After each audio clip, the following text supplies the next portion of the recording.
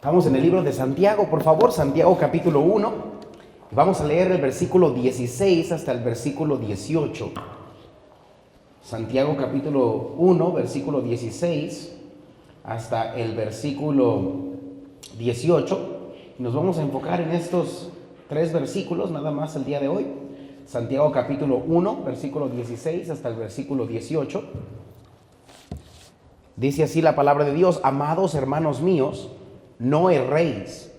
Toda buena dádiva y todo don perfecto desciende de lo alto, del Padre de las luces, en el cual no hay mudanza ni sombra de variación. Él de su voluntad nos hizo nacer por la palabra de verdad, para que seamos primicias de sus criaturas. La clave de la madurez espiritual se enfoca, descansa en nuestro conocimiento de Dios y de la palabra de Dios.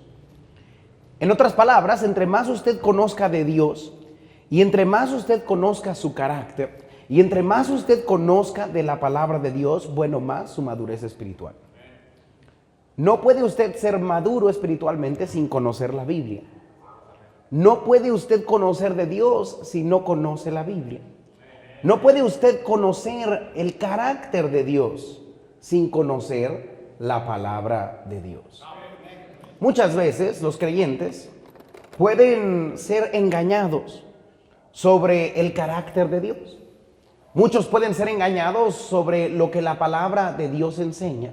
Y la madurez espiritual nos ayuda a no ser engañados fácilmente.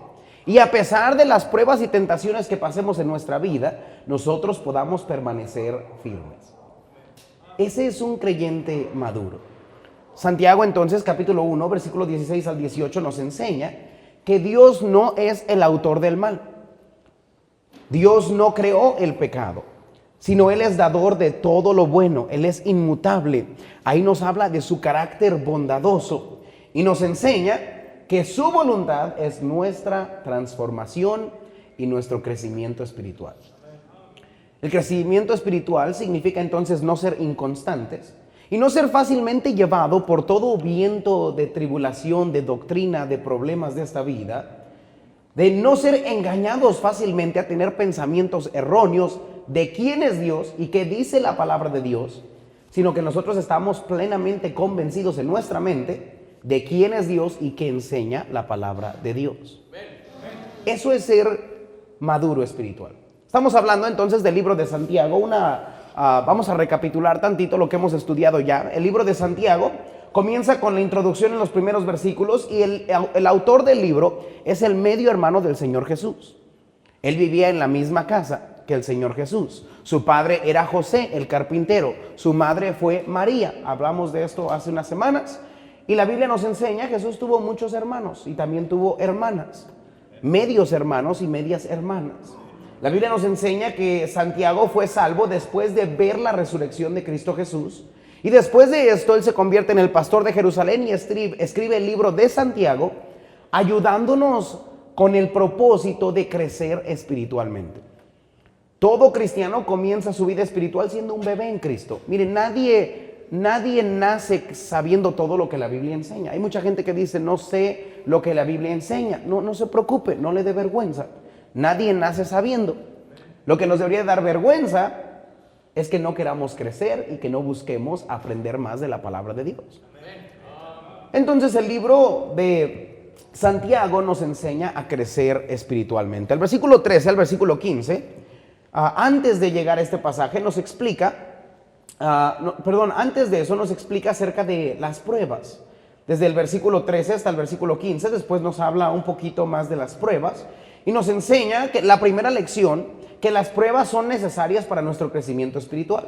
Nadie puede crecer si no pasa por medio de las pruebas. Situaciones difíciles que le molesten, que le cambien su comodidad, que le molesten en el momento en el que está, que le causen dolor, que le causen, salir de su zona de confort. Esto es lo que dice la Biblia. Las pruebas son necesarias para nuestro crecimiento espiritual. Después la Biblia nos enseña de las tentaciones. Las tentaciones son diferentes a las pruebas. Las pruebas son situaciones, circunstancias permitidas por Dios con el propósito de ayudarnos a crecer espiritualmente. Mientras que las tentaciones vienen de nuestros propios malos deseos, son usadas por Satanás no para nuestra edificación, sino para nuestra destrucción. Constantemente el ser humano es tentado a hacer el mal. Y en estos versículos ahora Santiago está diciendo que no confundamos de quién viene el mal, la maldad. Dios no es el autor del mal. Nosotros desobedientes somos autores del pecado.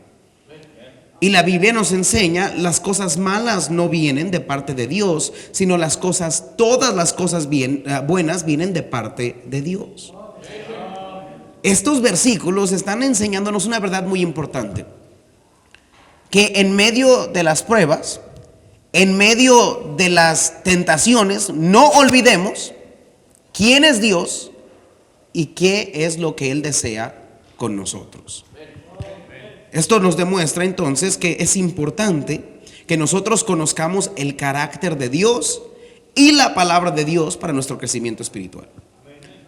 La gente inmadura, mire, cuando llegan los problemas y las pruebas y las tentaciones a su vida, es cuando se alejan de Dios. Son creyentes inmaduros y se preguntan: ¿por qué yo?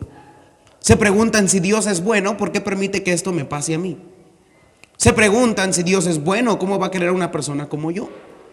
Se preguntan muchas veces: yo no me puedo acercar a Dios porque no sabe usted lo que yo he hecho. Empiezan a cuestionar el carácter de Dios. Muchos empiezan a cuestionar la palabra de Dios. Mira, si la palabra de Dios es verdad, ahora que me estoy portando bien, ¿por qué me va mal? Porque tengo problemas financieros, porque tengo problemas en el matrimonio, porque mis hijos no salen como deben de salir, porque las cosas no van bien. Este es un cristiano inmaduro. El cristiano maduro entiende que Dios no es autor de todo esto malo y que aún en medio de estas malas circunstancias, Dios está con nosotros. La Biblia nos enseña entonces que la madurez espiritual solo es posible por medio del conocimiento del carácter de Dios y de la palabra de Dios. Déjeme preguntarle esto a usted: ¿qué tanto usted conoce la Biblia? ¿Sabe que la mayoría de las personas no conocen la Biblia? Hablo con personas, y justo la semana pasada estaba hablando con una persona y él dice, él estaba enfatizado en que Jesús no tenía hermanos. Yo le mostré con la Biblia cómo Jesús tuvo medios hermanos y se enoja. Luego él enfatizaba que Pedro era el primer papa. Y dice: él era el primer papa, mira, no tenía esposa. La Biblia habla de su suegra. Y él es tan necio que dice que él tenía suegra, pero no esposa. Yo le dije: ¿quién es tan, cómo podríamos decirle? ¿Quién haría ese trato? ¿Quién de aquí quiere suegra, pero no esposa? Decía: a lo mejor no estaba casado, o sea, entonces andaba con su novia. Peor tantito, ¿no? Mira, hay gente que no conoce la Biblia y es por eso que no crecen espiritualmente. Las personas que se alejan de Dios en los tiempos difíciles, las personas que dudan de Dios y del perdón de Dios y de la misericordia de Dios y de la gracia de Dios en medio de las tentaciones y de las pruebas, son aquellos cristianos que no tienen una raíz profunda en el conocimiento de la palabra de Dios y en el conocimiento del carácter de Dios. ¿Alguna vez he escuchado: Dios no haría eso? Mi Dios no haría eso. Y para muchos, mire, tienen un Dios, ellos están más dados a la idolatría que aquellos que se inclinan delante de una imagen, porque ellos no adoran al Dios de la Biblia, porque no conocen la Biblia. Ellos adoran al Dios de su cabeza. Mi Dios entiende. Mi Dios no haría algo, mi Dios no castiga, decía una mujer cuando hablé con ella. Pero la Biblia dice que Dios al que ama, castiga. Entonces, nuestro crecimiento espiritual es imposible sin conocer el carácter de Dios. Y el carácter de Dios, usted solamente lo puede conocer por medio de la palabra de Dios. Déjeme preguntarle: ¿cómo usted sabe quién es Dios? Sin la Biblia, ¿qué sabría usted de Dios? Nada. No sabríamos, mire, nada. ¿Sabe por qué? Porque la Biblia nos revela quién es Dios. Esto es lo que Santiago nos está enseñando. Ve lo que dice en el versículo 16. Vamos a comenzar nuestro estudio. En el versículo 16 nos va a servir de una introducción para brincar a la lección del día de hoy. Está larga la lección, entonces se supone que yo iba a ver el resto del capítulo hoy, pero no vamos a terminar más que 3 versículos, entonces ahí nos vamos a quedar. Santiago capítulo 1 versículo 16 dice así la Biblia: amados hermanos míos, no erréis. Santiago comienza con una cariñosa y clara advertencia con todos nosotros. Le dice: hermanos, amados míos. Mire, Santiago, su propósito no es hacerle enojar a usted. Santiago está diciéndole: mire, si puedo decirte algo con amor, con paciencia, algo importante que pueda ayudar tu vida, es esto.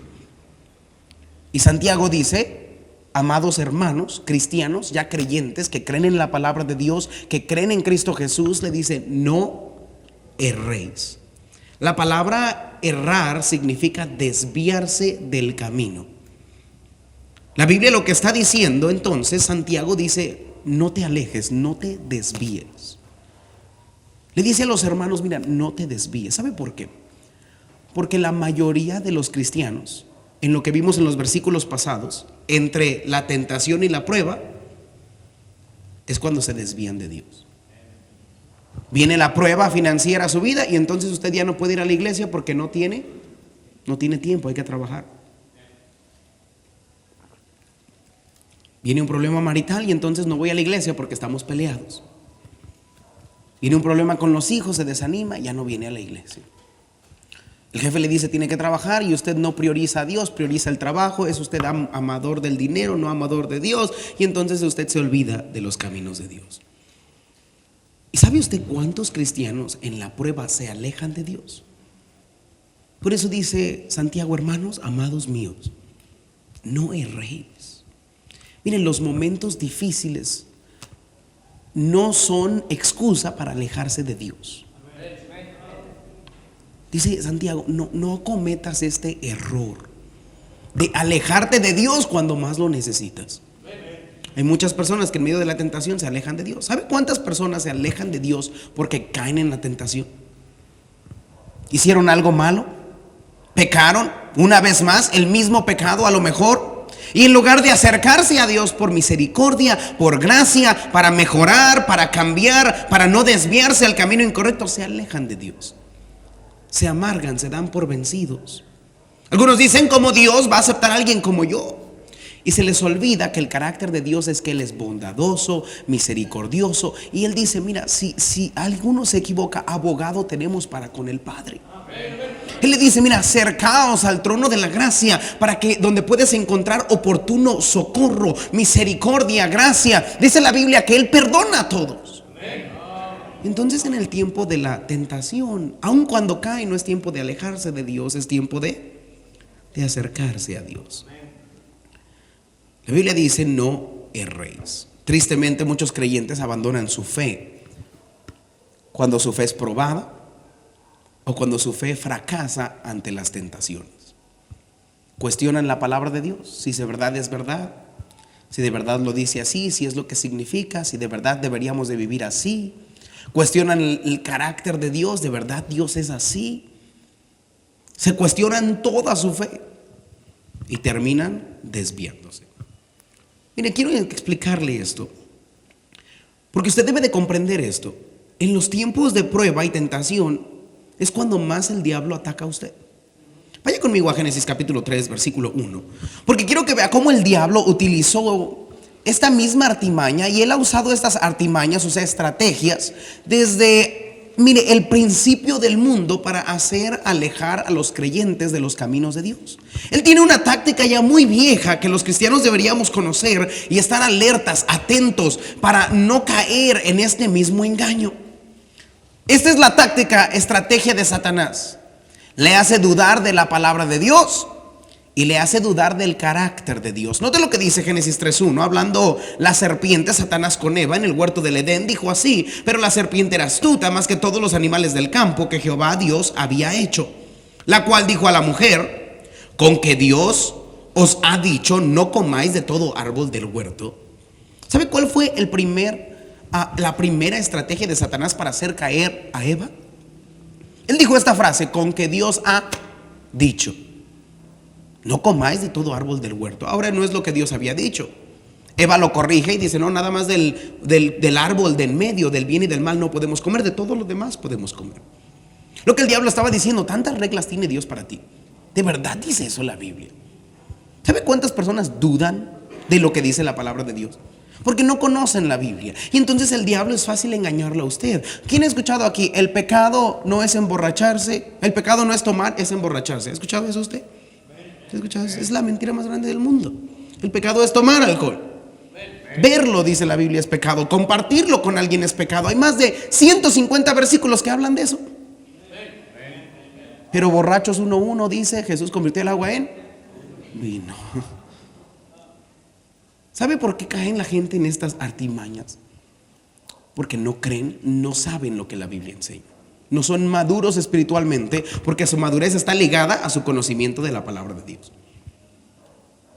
Eva dijo, Dios no dijo eso, porque Dios siempre le añade.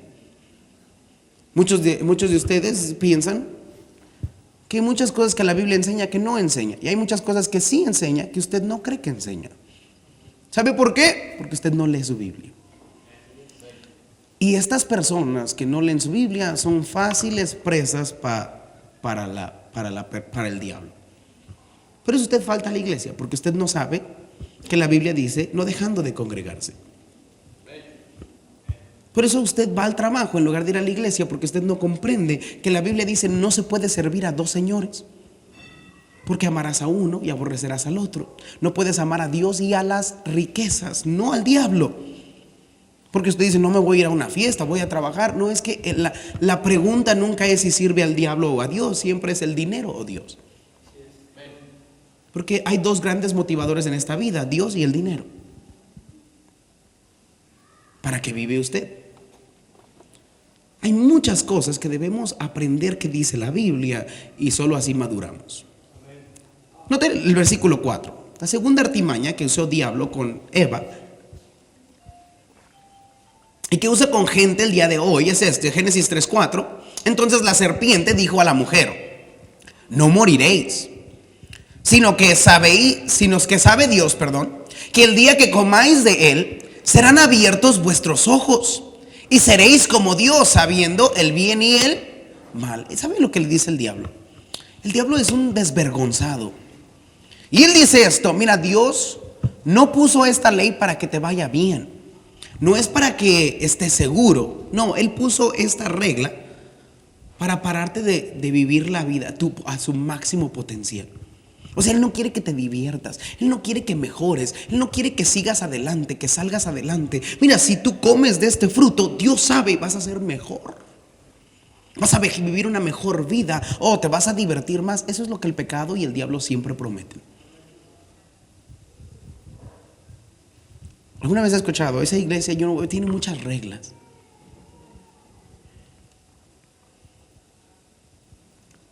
Qué aburrido es ser cristiano. No se puede hacer nada, dicen. ¿Sabe por qué? Porque el diablo ha entrado en la vida de muchos cristianos y le ha engañado a usted. De dudar que Dios quiere lo mejor para usted. Esto es dudar el carácter de Dios. Usted piensa no que Dios es bueno y que todo lo que viene de Él y sus mandamientos son para su bien. Usted piensa que Dios es malo y lo que quiere es arruinarle la vida a usted y a su familia. Es la artimaña más vieja del diablo.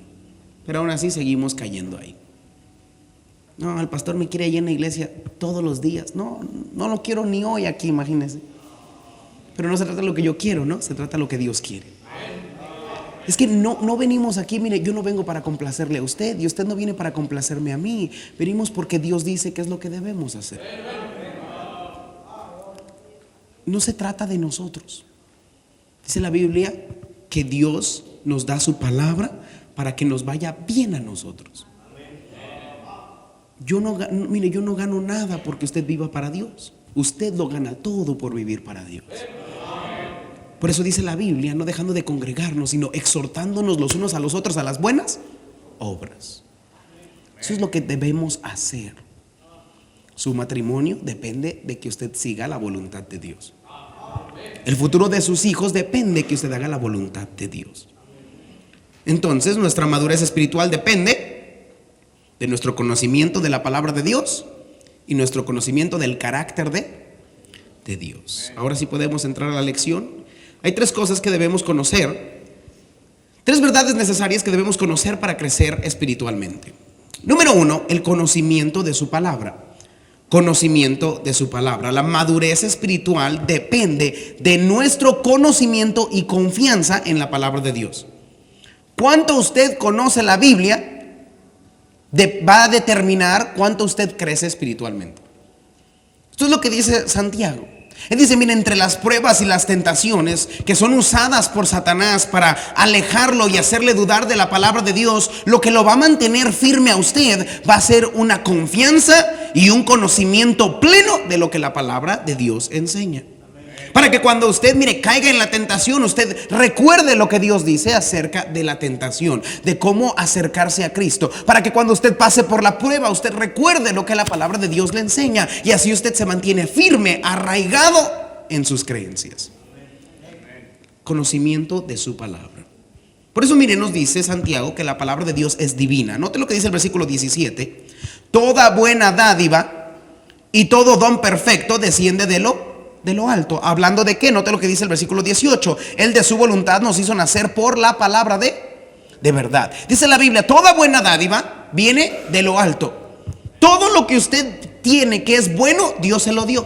La vida que usted tiene hoy, Dios se la dio. La esposa, el esposo, la salud, las riquezas, el tiempo, el dinero, todo lo que usted tiene, Dios se lo dio a usted. Sin Dios, usted y yo somos nada. Y el día que Dios quiere, Dios se lo quita. Job dijo, Jehová dio y Jehová quitó. Es así, todo es de Dios. Todo le pertenece a Dios. Todo lo bueno le pertenece a Dios. Y dice la Biblia, lo que desciende de lo alto primeramente es la palabra de verdad. Ese es el máximo regalo que Dios nos ha dado, que viene de lo alto. ¿Sabe usted que la Biblia es el único libro que no procede de este mundo, sino del cielo? La Biblia es la palabra de Dios. Mire, la Biblia es divina. ¿Por qué? Porque viene del cielo. Dice la Biblia, toda buena dádiva y todo don perfecto desciende de lo alto. Algo perfecto, algo tan bueno, algo que le transforma, no puede ser escrito por hombres, tiene que haber venido de Dios. Un cristiano maduro comprende esto, que la Biblia no es un libro escrito por hombres, sino es un libro escrito por el mismo dedo de Dios. La Biblia es divina, tiene un autor divino, el autor es Dios. Vaya conmigo a 2 de Pedro, capítulo 1, versículo 21. Porque la Biblia, aquí se nos enseña cómo Dios escribió la Biblia. Para todos aquellos ignorantes que piensan que la Biblia es un libro escrito por hombres. Hablé con un hombre muy ignorante, que él me dijo, yo no creo nada de un libro que haya escrito por hombres. Yo le dije, ¿cómo sabe usted cómo se llama? No me diga que lo leyó en un acta de nacimiento escrito por hombres. ¿Cómo sabe usted que su casa es suya? ¿Cómo sabe usted matemáticas?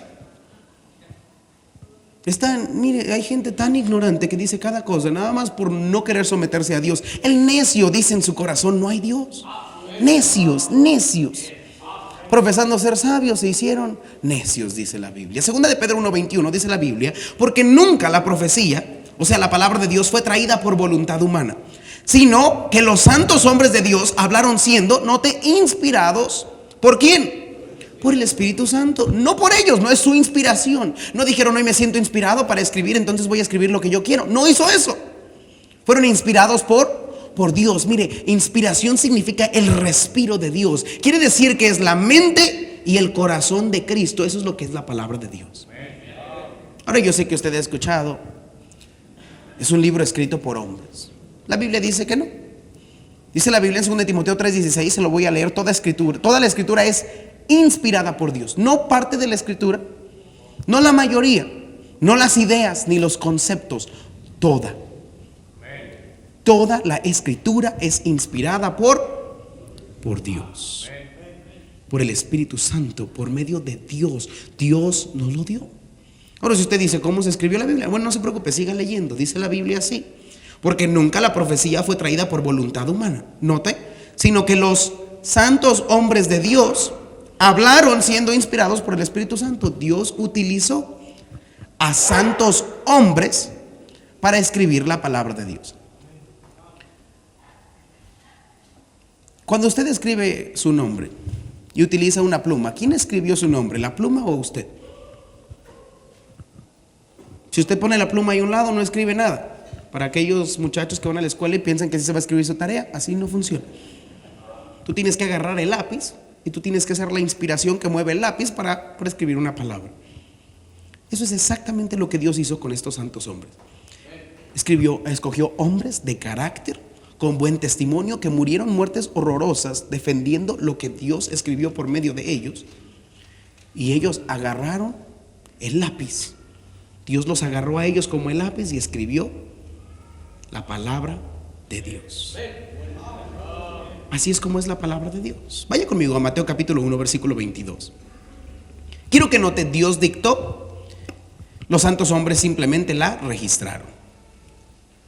Así como cualquier persona usa un lápiz o una pluma, así Dios usó a Pedro, a Pablo, a todos los apóstoles para escribir la palabra de Dios. Dice así la Biblia, Mateo 1:22, todo esto aconteció para que se cumpliese lo dicho ¿por quién? Por el Señor, por medio del profeta, cuando dijo. ¿Cómo se escribió? Dios habló, le dijo al profeta y el profeta lo escribió. La Biblia es de origen divino, no viene de hombres, viene de Dios. ¿Cómo sabe usted eso? Mira, hay tantas pruebas que le podría dar. La Biblia es el único libro con una unidad sobrenatural. ¿Sabe usted que la Biblia fue escrita en un periodo de 1500 años por más de 40 autores, mientras algunos eran pescadores, otros eran reyes? En un periodo de 1500 años, más de 66 libros en 3 diferentes continentes, con 3 diferentes lenguajes, diferentes culturas, diferentes edades, y no hay ninguna incoherencia en la palabra de Dios. Está completamente unida. Hay escritores que han escrito un libro y en el siguiente libro se contradicen de ellos mismos, del mismo escritor. Algunos escriben un libro para disculparse de lo que dijeron en el libro pasado. Dios no tuvo que hacer eso, porque hay una perfecta unidad sobrenatural que solo Dios puede hacer. ¿Se imagina usted un pescador piensa lo mismo que un rey? Hablan del mismo Dios, de los mismos caracteres, de todo tiene una unidad perfecta. Si usted pregunta a cualquier persona, le diría eso es imposible, a menos de que lo haya escrito Dios, un autor. Si usted para eso no es suficiente, no se preocupe, hay muchas otras pruebas. Más de 300 profecías se cumplieron en el nacimiento, en la vida y en la muerte del Señor Jesucristo, nada más. No, mire, no son como profecías vanas como las que dicen por allá los mayas y esto, que se iba a acabar el año en el año 2000, ya se acabó el mundo. Algunos apenas nacieron en el año 2000, se hubiera acabado el mundo. No son profecías vanas, o sea, vagas, no. ¿Sabe que de Jesús decía dónde, en qué pueblo iban a ser? ¿Sí sabe usted eso? Por medio de una virgen. ¿Sabe usted? Esta es mi favorita. La Biblia dice que Cristo iba a morir en una cruz, pero eso no, para mí, mire, eso es bueno, pero hay más. La Biblia enseña que ninguno de sus huesos iba a ser quebrado. ¿Sabe usted? Mire, para el tiempo que esta persona, este profeta, escribió esa profecía, número 1, no mataban por medio de crucifixión. Él nunca había visto eso. Segundo, él menos sabía el proceso. Si usted entiende el proceso de la crucifixión, cuando los ponían ahí arriba, tenían que quebrarle al final los pies para poderlos bajar. Pero a Jesús, como él murió en la cruz, como era el tiempo de la Pascua, los soldados decidieron al último momento no romperle sus huesos, sino dejarlo. Ningún hueso fue quebrantado. ¿Se imagina usted con tanta precisión? ¿Quién puede decirle eso? La Biblia habla del ADN que nosotros apenas descubrimos hace unos cientos años. La Biblia habla que la tierra era redonda, aunque algunos todavía piensan que es cuadrada. Antes de que nosotros siquiera pensáramos que la tierra era redonda, ya la Biblia ya lo decía. La Biblia nos enseña muchas otras cosas. Le puedo contar, mire, aquí lo puedo aburrir con todo eso. Pruebas históricas, geográficas, que solamente Dios puede saber. La Biblia es es divina, viene de Dios. Santiago también nos dice que es perfecta. Note lo que dice la palabra de Dios. Una vez más en el versículo 17. Toda buena dádiva, note, y todo don perfecto. Todo don, dice la Biblia, perfecto. Hablando de la palabra de Dios, dice que la Biblia es perfecta. Vean con lo que dice Santiago 1 y note el versículo 25. Quiero que note el versículo 25, porque la palabra de Dios se nos dice una y otra vez que es perfecta. Versículo 25 dice la palabra de Dios: mas el que mira atentamente en la perfecta ley. La palabra de Dios es perfecta, quiere decir que no tiene errores. La Biblia no se equivoca. Ahora vaya conmigo a 2 de Pedro 1:21. No, más bien 2 de Pedro 3:16. Porque alguna gente dice, no, sí hay contradicciones. Mire, hay pasajes difíciles de entender. Hay pasajes que mucha gente malinterpreta. Pero no hay contradicciones en la palabra de Dios. Cuando usted lo estudia, usted se da cuenta que yo estoy mal y la Biblia está bien. Hubo un hombre hace muchos años que estaba siempre debatiendo que en un pasaje decía la Biblia que Dios le dio de comer a 4,000 personas y en otro pasaje a 5,000. Entonces me decía, ¿son 4,000 o 5,000? Y él estaba ahí, ya te agarré, ¡ja! Como que se me iba a quebrantar la fe y me iba a tirar al mundo. Y para su vergüenza, yo le dije, son dos diferentes eventos. Pobrecito, se le desmorí. Él pensó que ya había encontrado el talón de Aquiles de la palabra de Dios. Mire, hay pasajes difíciles de entender. Dice la Biblia, los indoctos, o sea, la gente ignorante, pues no los comprende, inconstantes, no leen la Biblia constantemente. Pero si usted estudia, usted lo puede entender. Dice la Biblia así, 2 de Pedro 3:16, casi en todas sus epístolas, hablando de ellas estas cosas, entre las cuales hay algunas difíciles de entender, las cuales los indoctos e inconstantes tuercen, como también las otras escrituras, para su propia perdición. Dice la Biblia, el problema no está con la palabra de Dios, el problema está con nuestro estudio de la palabra de Dios. Estudiamos muy inconstantemente, no leemos la Biblia todos los días. Y la leen, y cuando la leen, no la leen sistemáticamente, no la leen atentamente como una antorcha, la leen medio dormidos. Algunos lo único que saben de la Biblia es lo que ven en TikTok, lo que les dijo ahí alguien en la tele. Usted no lee su Biblia. Personas indoctas. Por eso caen en todo viento de doctrina. Y ahora que yo creo que Dios predestinó, y ahora creo aquello, y ahora creo aquello, y de repente es Pentecostés, y luego es sabático, y luego ya otra vez regresa a los bautistas, todo confundido, pobrecito. Y luego dicen, ya no voy a la religión. Porque ¿cómo podemos saber cuál es la religión correcta? Bien fácil, nada más lea su Biblia. Nada más lea su Biblia, es bien fácil.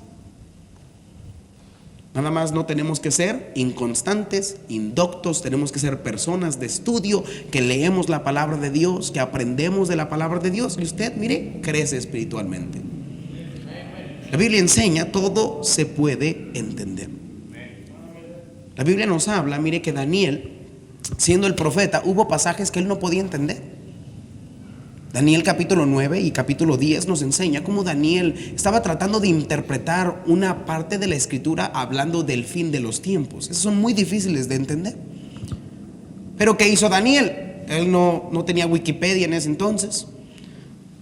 No estaba TikTok. Entonces él lo que tenía que hacer, ¿sabe qué era? Leer su Biblia, orar y ayunar. Ayunó por 3 semanas para que Dios le revelara la verdad. Después de 3 semanas de ayuno, Dios le revela el pasaje. La Biblia interpreta la Biblia. Y si usted fuera una persona, mire, seria en su estudio de la palabra de Dios, usted tendría muy poquitas preguntas. Porque la Biblia tiene la respuesta. Vaya conmigo a 2 de Timoteo 3:16.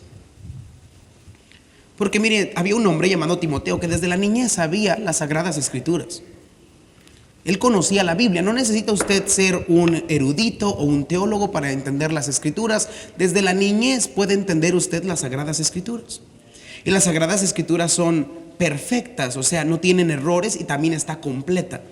La Biblia contiene toda la información que usted necesita para vivir una vida que agrada a Dios. Dice así la Biblia: toda la Escritura es inspirada por Dios y útil para enseñar, para redarguir, para corregir, para instruir en justicia, a fin de que el hombre de Dios sea perfecto, enteramente preparado para toda buena obra. Dice la Biblia que usted puede estar preparado, enteramente preparado, puede ser perfecto. No que usted deje de pecar, no que usted no se equivoca, no, sino que usted sabe suficiente de la Biblia para usted tener una vida cristiana balanceada.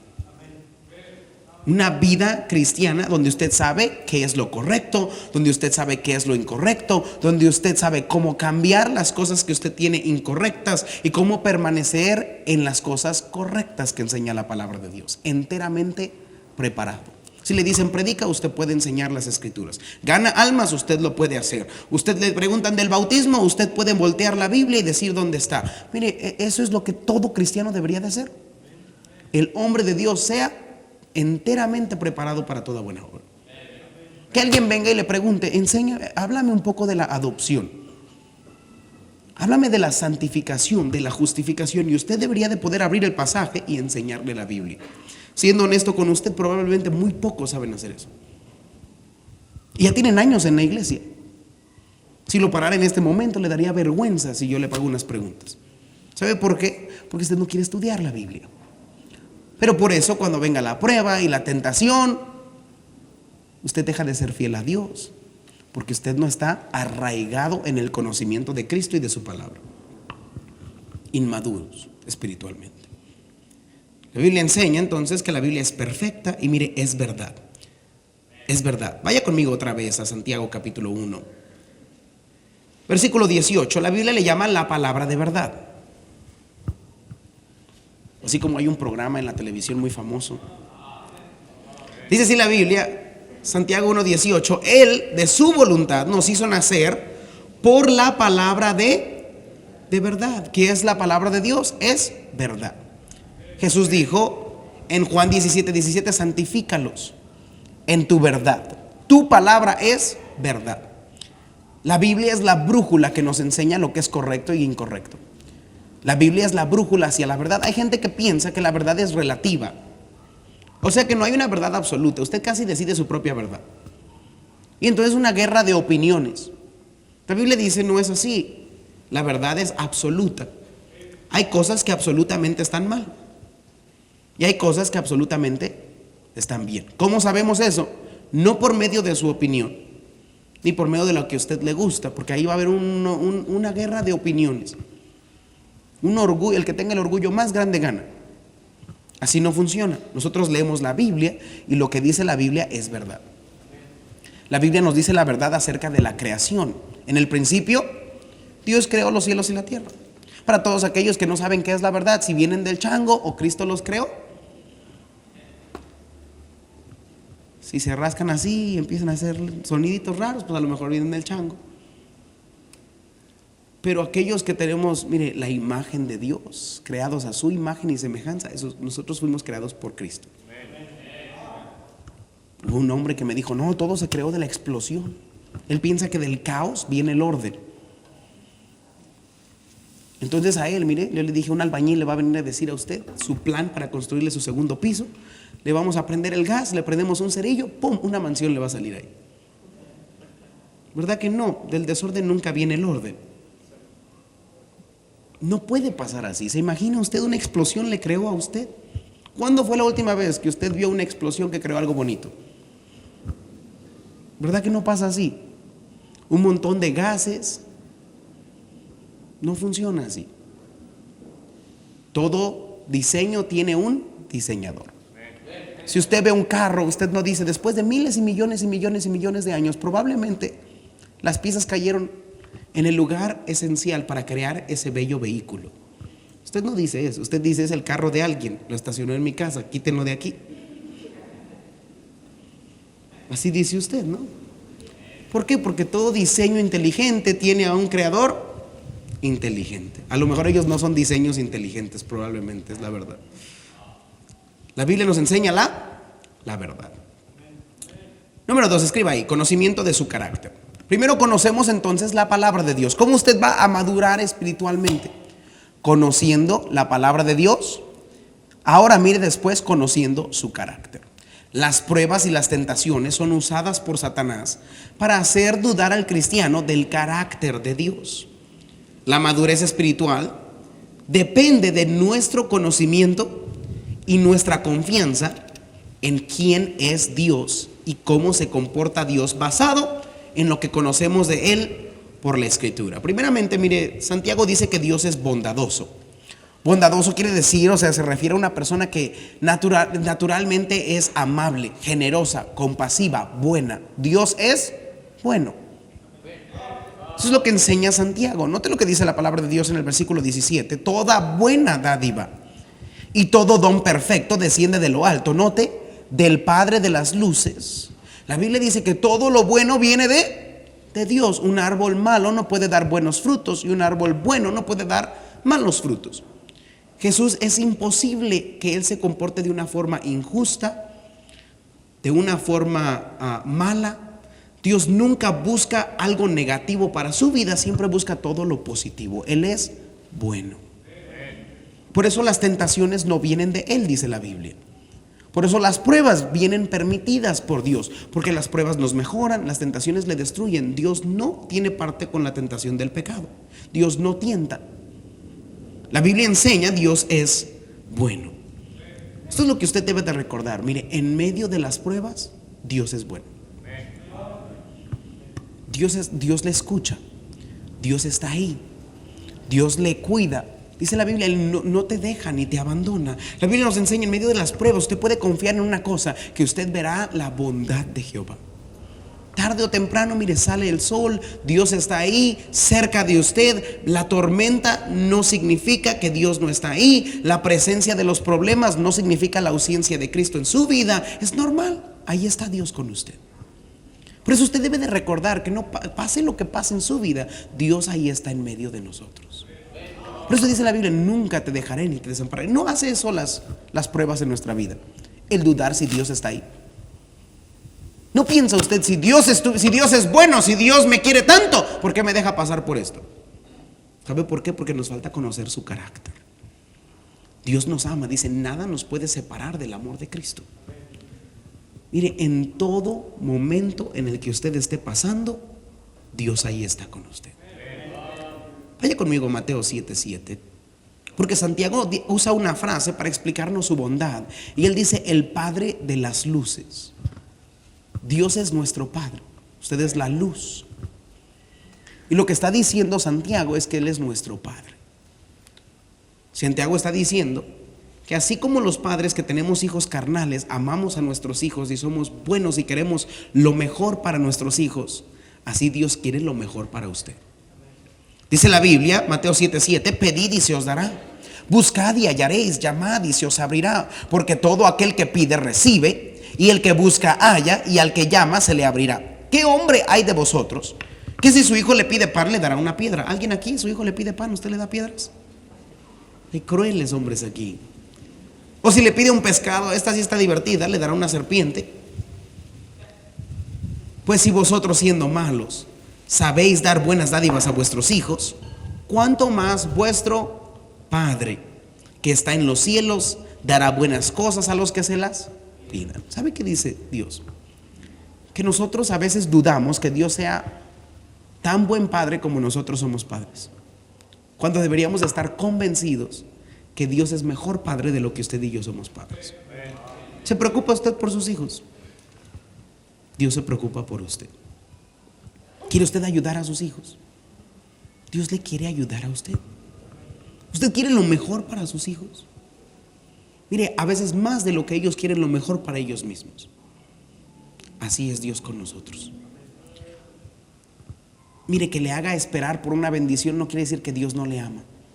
Más bien, porque le ama, Dios le cuida. Por eso dice Dios, tú pide, yo te escucho.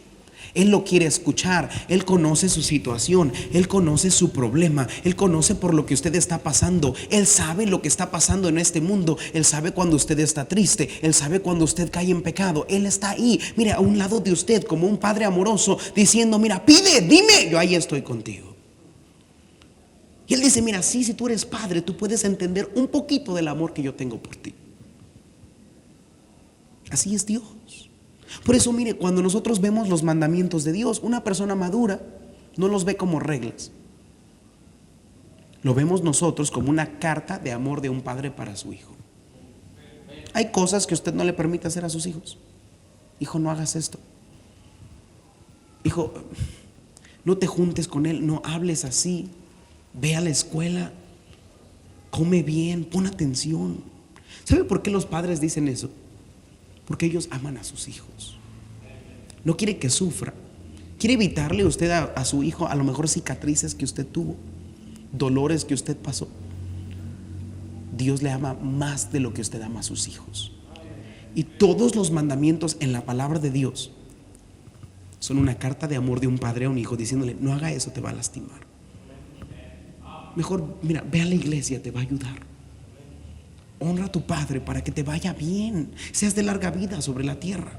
Dice la Biblia: mira, gana almas, es mejor para ti, es mejor dar que recibir. Todos los mandamientos escritos en la palabra de Dios no son para robarles a usted su felicidad. Porque si usted es honesto con usted mismo, cada vez que vivimos por el pecado, después hay remordimiento, dolor, no llena. Puede tener todo el dinero del mundo y aún así se suicidan porque el dinero no llena.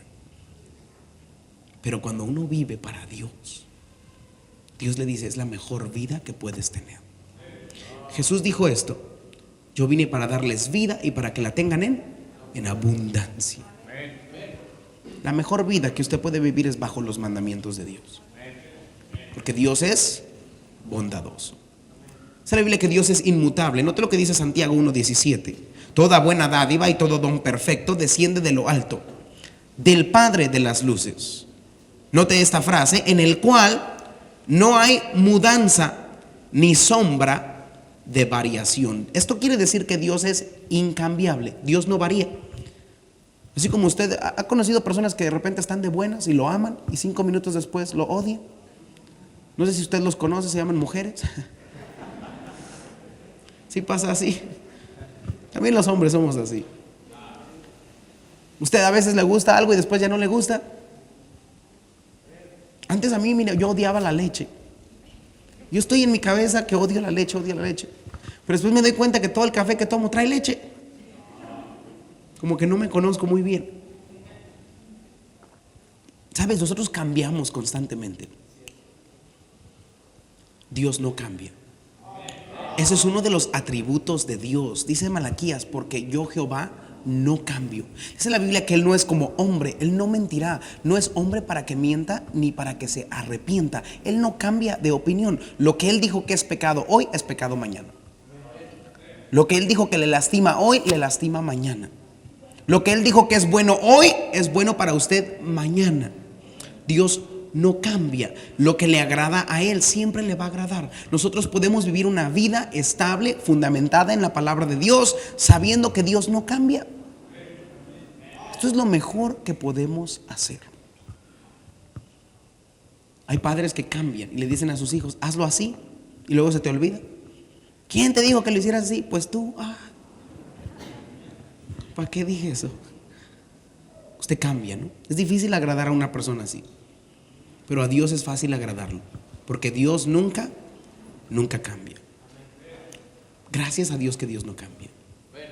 El amor de Dios por usted no cambia. La justicia de Dios no cambia. La santidad de Dios, mire, nunca deja de ser. Dios siempre es santo. Dice Santiago que también Él es poderoso. Note lo que dice Santiago 1:17: toda buena dádiva y todo don perfecto desciende de lo alto, del Padre de las luces, en el cual no hay mudanza ni sombra de variación. Él, de su voluntad, nos hizo nacer por la palabra de verdad, para que seamos primicias de sus criaturas. La Biblia dice que Él es poderoso para crear. Él nos hizo. Dios creó todo.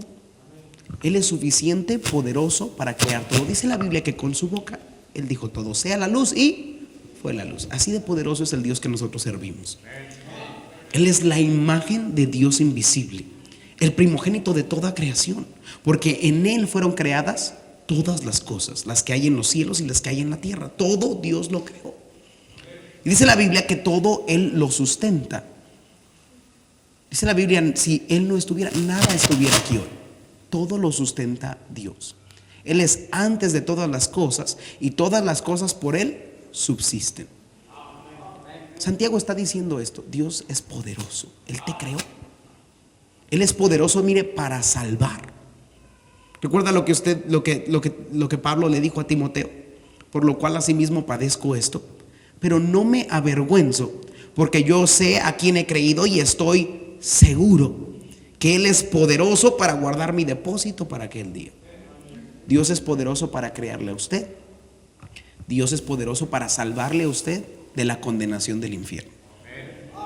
La Biblia enseña, mire, Él es poderoso.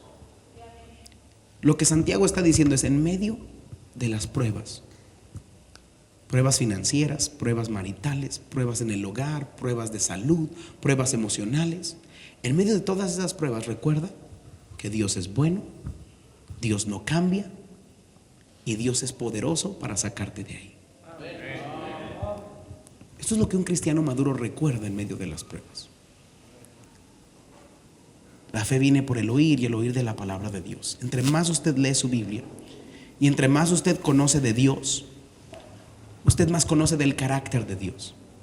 Y usted se da cuenta que cuando usted está pasando por una situación donde los enemigos están atrás y no se ve salida hacia adelante, usted se da cuenta que usted tiene un Dios que partió el mar rojo y que abre camino donde no se ve que hay camino. Donde no se ve que hay solución, mire, Dios lo soluciona. Él es poderoso. Ese es nuestro Dios. En medio de la tentación, Dios es bueno, Dios no cambia, y Dios le puede ayudar. Finalmente, ¿cómo crecemos espiritualmente? Primero conociendo su palabra, después conociendo su carácter, y finalmente, mire, conociendo de su voluntad. ¿Alguna vez he escuchado esa frase, su voluntad? A veces lo usan unas personas como si fuera como una bolita mágica que Dios tiene acá atrás, y tú tienes que adivinar cuál será la voluntad de Dios. Y si se equivoca, echaste a perder tu vida. Algunos así piensan que es como la esposa, ¿no? Entonces, usted está buscando esposa: Señor, María, dame puntería, no me vaya a equivocar y me case con la que no es. Y entonces usted está de Tin Marín y escojo, y no, escogiste mal, esa no es la voluntad de Dios para tu vida, arruinaste tu vida. ¿Se imagina si fuera así? No, hombre, con tanto muchacho y muchacha que hay por aquí, para mi suerte, alguien más escoge la que me tocaba a mí y yo me quedo soltero. Así no funciona. Esa no es la voluntad de Dios. Vamos a ver lo que es la voluntad de Dios. La Biblia dice que lo que le va a ayudar a usted en medio de las pruebas y las tentaciones es conocer y confiar en la voluntad de Dios. La voluntad de Dios significa su deseo. Note lo que dice el versículo 18 del capítulo 1 de Santiago. Dice la Biblia: Él de su voluntad nos hizo nacer por la palabra de verdad, para que seamos primicias de sus criaturas. Las pruebas y las tentaciones nos hacen dudar de la voluntad de Dios.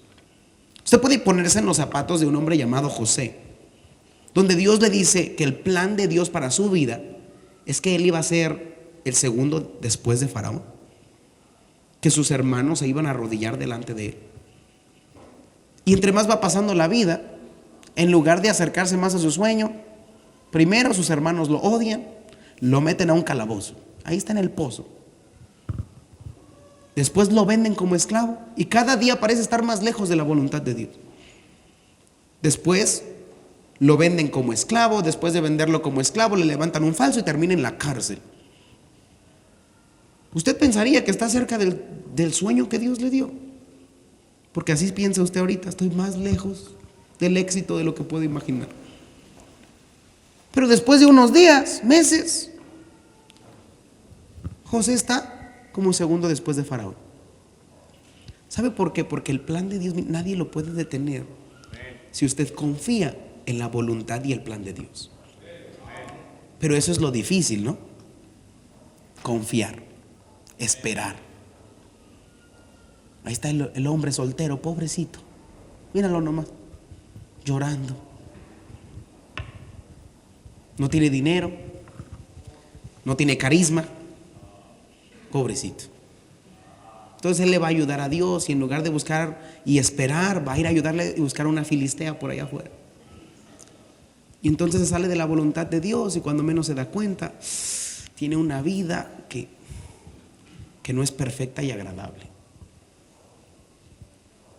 La madurez espiritual es decir, Dios está bajo control, Dios sabe mejor que yo, en el momento correcto, con la persona correcta, Dios me va a dar su voluntad.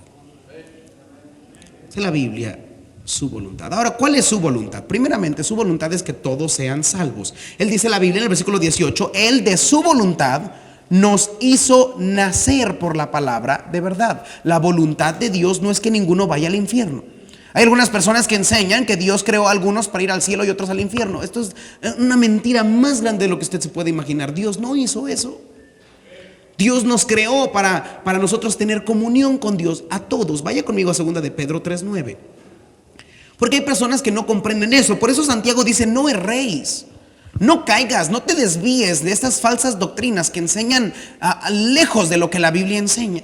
Dios no creó a algunos para condenación. Dios no creó a nadie para que vaya al infierno. Es más, dice la Biblia que el Señor no retarda su promesa, según algunos la tienen por tardanza, sino que es paciente para con nosotros, no queriendo que ninguno perezca, sino que todos procedan al arrepentimiento. La voluntad de Dios es que todos vayan al cielo. Esa es la voluntad de Dios. Él quiere que todos vayan al cielo. Si Dios pudiera poner su deseo, Él diría que todos vayan al cielo. Pero no funciona así. ¿Por qué? Porque Dios nos dio la habilidad de creer en Cristo o de rechazar a Cristo. Por eso Él dijo que creed en mí. Acercaos, le dice, bebé, tomad el pan, abre la puerta. Constantemente nos da a nosotros la decisión. Dice la Biblia que Dios quiere que vayamos todos al cielo con Él. Ahora hay algunos que dicen que la voluntad de Dios es entonces cumplir con todos los mandamientos de Dios.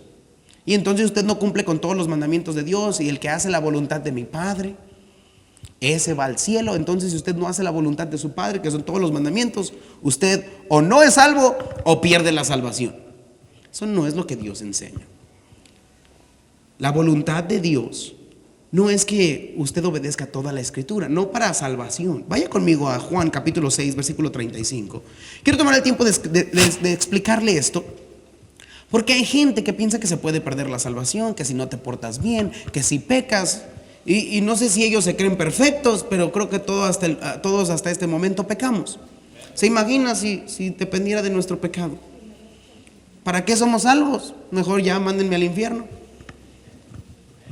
La Biblia dice, esto es la voluntad de Dios. Dice así la Biblia, Jesús les dijo, yo soy el pan de vida, el que a mí viene, o sea que pueden venir, nunca tendrá hambre. Y el que en mí cree, no tendrá sed jamás. Mas os he dicho que aunque me habéis visto, no creéis. ¿Cuál era el problema con ellos? No creían. Todo lo que el Padre me da, vendrá a mí. Y el que a mí viene, no le echo fuera. Porque he descendido del cielo no para hacer mi voluntad, sino la voluntad del que me envió. Y esta es la voluntad del Padre, el que me envió, que de todo lo que me diere no pierda yo nada, sino que lo resucite en el día postrero. La voluntad del Padre para Jesús es que Él resucite, glorifique a todos los que el Padre le da. ¿Quién le va a dar al Padre? Nota lo que dice el versículo 40. Y esta es la voluntad del que me ha enviado, es la voluntad del Padre, que todo aquel que ve a el Hijo y cree en Él tenga vida eterna, y yo le resucitaré en el día postrero. ¿Cuál es la voluntad de Dios para salvación? Que usted crea en Cristo Jesús. Muerte, sepultura y resurrección, nada más. Y la voluntad de Dios para Jesús es que todo el que ponga su confianza en Cristo, su salvación está segura en Cristo y Él lo va a resucitar. La seguridad depende, mire, en Cristo Jesús. Y si nosotros hacemos la voluntad de Dios, que es creer en Cristo, Cristo le va a resucitar a usted en el día postrero para tener vida eterna. La salvación no depende de sus obras, la salvación no depende de su denominación. Gracias a Dios que no depende de ningún sacerdote, no depende de ningún santo, depende de Cristo Jesús. Porque Él murió, fue sepultado y resucitó para darnos vida eterna. Por eso Jesús dijo: yo soy el camino, la verdad y la vida. Nadie viene al Padre si no es por mí, dijo Jesús. Pedro mismo dijo esto: en ningún otro hay salvación, porque no hay otro nombre bajo el cielo dado a los hombres en que podamos ser salvos. ¿Cuál es la voluntad de su Padre? Entonces la gente que dice: para ser salvo tienes que ser la voluntad de Dios. Sí, ¿cuál es la voluntad de Dios? Creer en Cristo Jesús. Nada más. ¿A poco así nomás con creer? Así nada más. Con creer. Por eso los otros se perdieron, porque ellos no creían. Finalmente, la voluntad de Dios, mire, es nuestra santificación. 1 Tesalonicenses 4:3, vaya conmigo. La palabra santificación significa ser apartados. Entonces, primero somos justificados por la voluntad de Dios, que es creer en Cristo Jesús. Y después la voluntad de Dios es que todos los que han sido justificados sean santificados, o sea, que vivamos una vida santa, separada, diferente a este mundo. No nos salvó para seguir viviendo en los placeres del pecado, para andar en la carne. Dios nos salvó para buenas obras. No hacemos buenas obras para ser salvos, pero hacemos buenas obras porque Cristo nos salvó. Dice la Biblia: pues la voluntad de Dios es vuestra santificación, que os apartéis de fornicación. Dice la Biblia: la voluntad de Dios es que ya no vivamos en pecado, que usted no viva en fornicación, que usted no siga mintiendo, que no siga rompiendo las leyes de Dios. Esa es la voluntad de Dios. Efesios 2:8 y 10 dice la Biblia: porque por gracia sois salvos por medio de la fe, y esto no de vosotros, pues es un don de Dios, no por obras para que nadie se gloríe, porque somos hechura suya, creados en Cristo Jesús para buenas obras. Ahora que usted ha creído en Cristo, Dios ha preparado obras buenas para que usted las haga, para que usted sirva en la casa de Dios, para que usted alcance a otros para Cristo. No nos ganamos el cielo con nuestras obras, pero sí le agradecemos a Dios porque nos regaló el cielo con nuestras obras. ¿Sí ve la diferencia? La Biblia enseña entonces la voluntad de Dios es nuestra santificación. En medio de las pruebas y de las tentaciones, Dios lo que quiere es que usted y yo nos apartemos del pecado.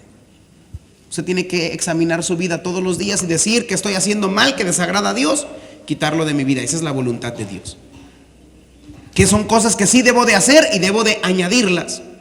Y así voy a llegar al plan de Dios. Así Dios cierra puertas y abre puertas, haciendo su voluntad. Su voluntad es nuestra santificación. Finalmente, mire, vaya conmigo a 1 Tesalonicenses 5:18. Porque quiero que note esto. La Biblia enseña que para usted mantenerse en la voluntad de Dios, usted tiene que tener una buena actitud. Su actitud es lo que lo mantiene en la voluntad de Dios. La actitud es lo que lo saca de la voluntad de Dios.